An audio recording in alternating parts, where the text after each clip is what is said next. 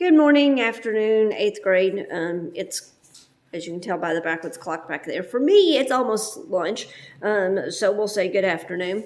First of all, do not forget literature. It's easy enough to forget literature when you're at school, and especially after a big Thanksgiving break.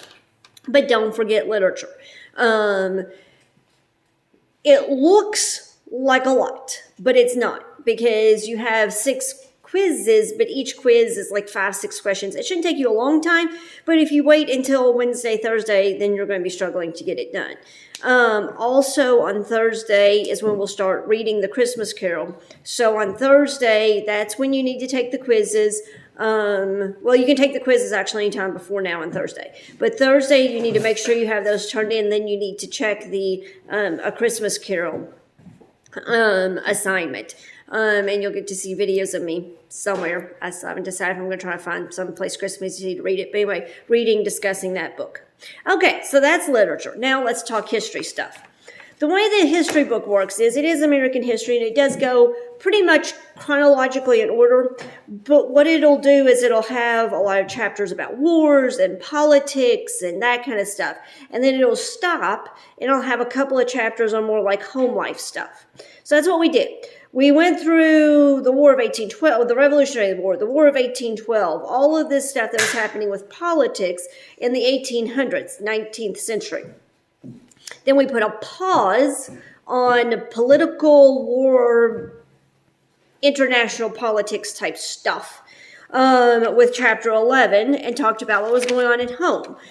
Specifically, we started with chapter 11 talking about the Great Awakening and some of the leaders of the Great Awakening. And then from there, we talked about how the Great Awakening affected people at home, how they were missionaries to different groups at home, talked a little bit about the women's movement, women's suffrage movement, talked some about the temperance movement, then talked about missionary to distant lands, which remember that would include Hawaii, because at this time Hawaii is not a state, so it would be considered a distant land.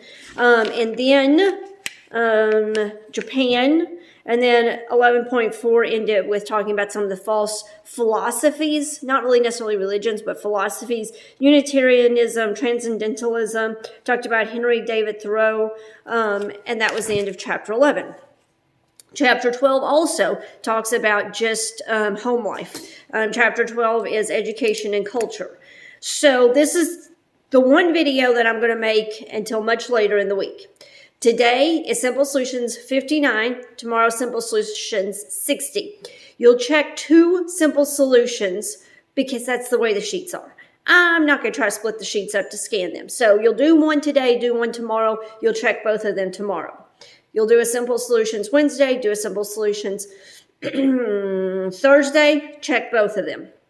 You'll have an open book Simple Solutions quiz on Tuesday. You'll have an open book history quiz on Wednesday.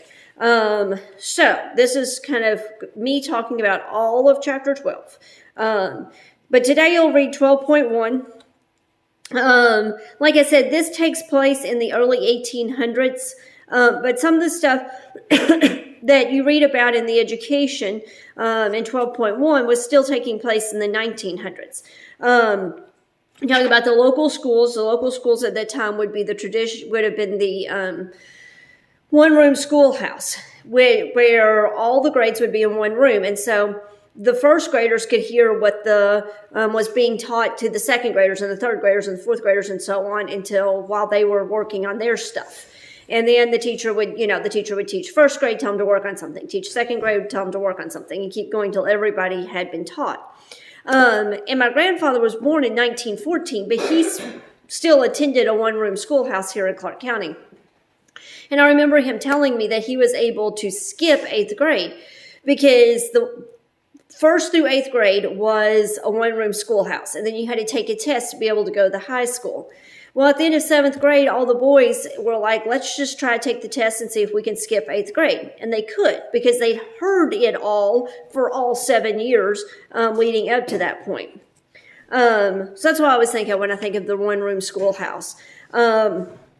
talked about the early type of textbooks they have. Noah Webster, he's the dictionary guy. He's also the one who came up with the blue-backed speller. Do not get him confused with Daniel Webster, who is the great orator or great dude at speaking, and great with helping with compromises and stuff in the House of Representatives.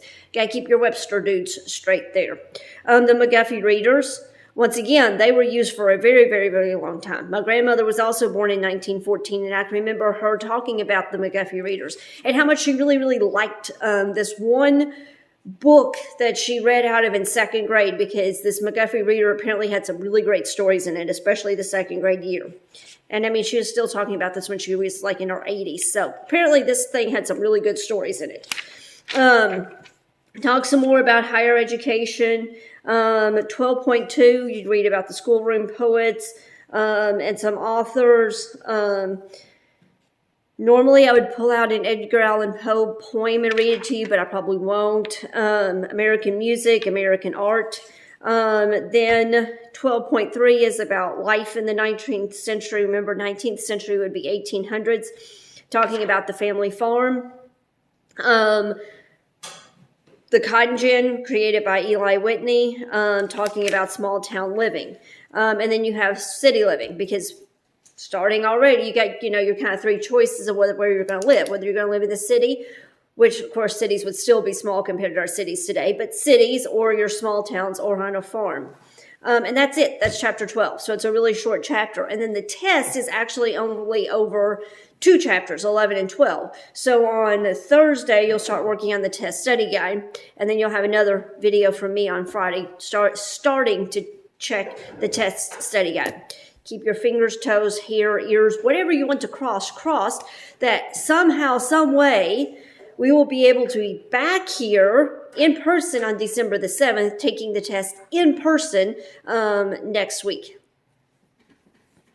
Crossing whatever that happens. But if not, we'll cross that bridge when we get to it. But that's 8th grade history in a 7-minute nutshell. So keep checking LMS for assignments and quizzes and all that kind of stuff. Don't forget literature.